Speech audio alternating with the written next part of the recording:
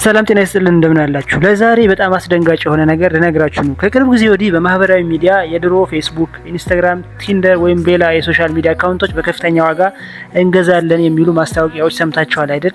ይህ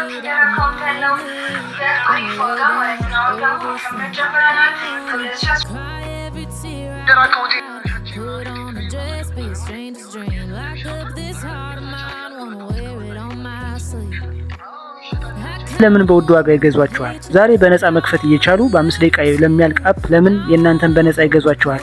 ይህ ለምን እንደሚሆን ልንገራችሁ። እስከ መጨረሻ ድረስ ከኔ ጋር ሁኑ። ምናልባት እናንተ ይህን ቪዲዮ እስከ መጨረሻ ዩት ይጠቅማችኋል። ምናልባት እናንተ ይህንን አካውንት አልጠቀምበትም ወይም ደግሞ በነፃ ዝም ብሎ ከሚቀመጥ ለምን አልሸጠውም፣ ለምን ገንዘብ አላገኝም ብላችሁ ታስቡ ይሆናል። ታስቡ ትችላላችሁ። ነገር ግን ይህን ከመሸጣችሁ በፊት እስከ መጨረሻ ብትመለከቱ መልካም ነው። ዛሬ የምነግራችሁ እውነት ምናልባት የእናንተን ለአመታት በእስር ሊያቆይ ይችላል፣ ወይ ደግሞ ስማችሁ ሊያጠፋ ይችላል፣ ወይ ደግሞ የንጹሃን ሰዎች ለመዘረፊያና ለመጠቂያ ምክንያት ልትሆኑ ትችላላችሁ። አዎ እውነቴን ነው። ይሄ ነገር በእናንተ ህይወት ሊከሰት ይችላል ማለት ነው። አካውንቱ የሚገዟችሁ ሰዎች ለቀልድ ወይ ደግሞ ለፋንሲ ወይም እንዲሁ ቻት ሊያደርጉበት እንደናንተ አይደለም። በጣም ለትልቁም ነገር ሊጠቀሙበት ነው የሚገዟችሁ፣ ያውም ለመጥፎ ዓላማ።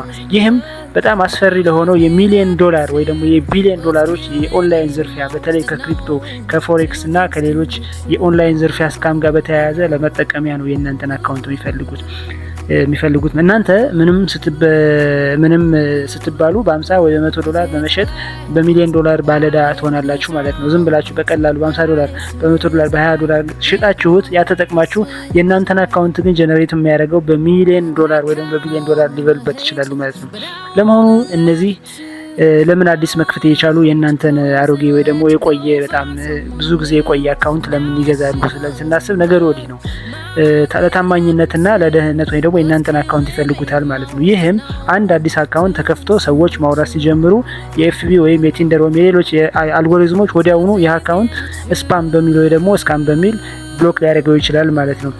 ስለ ፌክ እንደሆነ በቀላሉ ያውቀዋል ማለት ነው። ስለዚህ ያንን ለማድረግ የእናንተን አካውንት 1 አመት 2 አመት 3 አመት የቆየ አካውንት ከሆነና በጣም ብዙ ኢንጌጅመንት ካለው ፎቶ ካለው ብዙ አይነት ነገሮች ካሉት በቀላሉ ስለማይጠረጠርና ለነሱ ለስራ ስለሚመቻቸው ነው የሚገዙት ማለት ነው። ሶሻል ሚዲያ አይዘጋውም።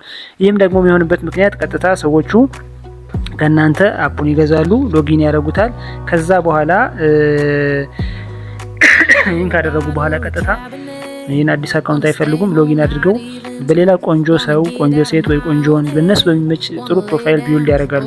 ይህንን ቢውልድ ካደረጉ በኋላ ቀጥታ ሰዎች ያወሩበታል፣ ትራክ ያደርጉበታል ማለት ነው። ይህም በተለያዩ ትሬዶች በፎሬክስ ሊሆን ይችላል፣ በኦንላይን ቢዝነሶች፣ በሪል ስቴት ኢንቨስትመንት እንዲሁም በተለያዩ የቢዝነስ አማራጮች ሰዎችን ወደ ዚህ ሲስተም ወይ ደግሞ ወደዚህ መጥፎና አስቀያሚ የሆነ የወንጀል ድርጊት ሊያስገቡበትና ብዙ ገንዘባቸው ሊያሳጡበት ይችላሉ።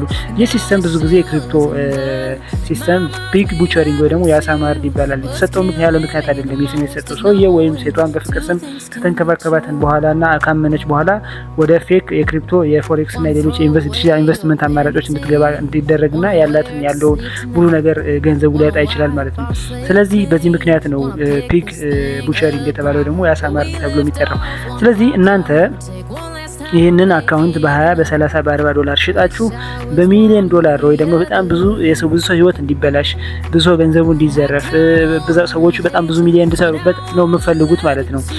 በቀላሉ እንኳን ስናየው በየአመቱ በዓለም ደረጃ ከ30 እስከ 40 ከ20 እስከ 40 ቢሊዮን ዶላር በየአመቱ በዚህ የስካም አይነት ሰው ይዘረፋል ማለት ነው። አብዛኛው ደግሞ ሰሜን አሜሪካ፣ አውሮፓ እና ትልልቅ ሀገራት ቢሆኑም በየሀገሩም በሁሉ ቦታ ይህ አይነት እንትን አለ ማለት ነው። ስለዚህ እናንተ ይህንን ብታውቁ ታደርጉታላችሁ ብዬ አላስብም። ታዲያ ለምን አገባኝ እኔ አንዴ ሽጫለሁ ብላችሁ ልታስቡ ትችላላችሁ። ነገር ግን ጉዳዩ ወደ ህግ ይሄዳል። እናንተም ትልቅ ተቋማት እንደ ኤፍቢአይ፣ ኢንተርፖል ያሉ ምርመራ ሲጀምሩ መጀመሪያ የሚያገኙት የእናንተን አካውንት ነው። ምክንያቱም እነዛ ሰዎች አሻራ የላቸውም። የእናንተ አሻራ ግን ፎቶአችሁ፣ ምናችሁ፣ ሎኬሽኑ የተከፈተበት ሁሉ ነገር ስላለ የእናንተ መረጃ በቀጥታ ይገኛል። ለወንጀል ትጋለጣላችሁ። በቀጥታ ለሚሊዮን ዶላር ኪሳራ ወይ ደግሞ ለፍርድ ልትቀርቡ ትችላላችሁ፣ ወይ ደግሞ ልትከሰሱ ልትያዙ ትችላላችሁ። ስለዚህ ይህን ብታውቁ በ50 ወይ በ100 ይህንን ነገር ታደርጋላችሁ። ስለዚህ ይህንን ማወቅ አለባችሁ። ይህን ያህል ገንዘብ በማይረባ ገንዘብ አካውንታችሁ አሳልፋችሁ አትሽጡ። በዚህ በሶሻል ሚዲያ እንገዛለን እንሸጣለን የሚሉ ሰዎችም አያውቁትም። እነሱ በማስታወቂያ እየሰሩ ነው፣ አያውቁትም።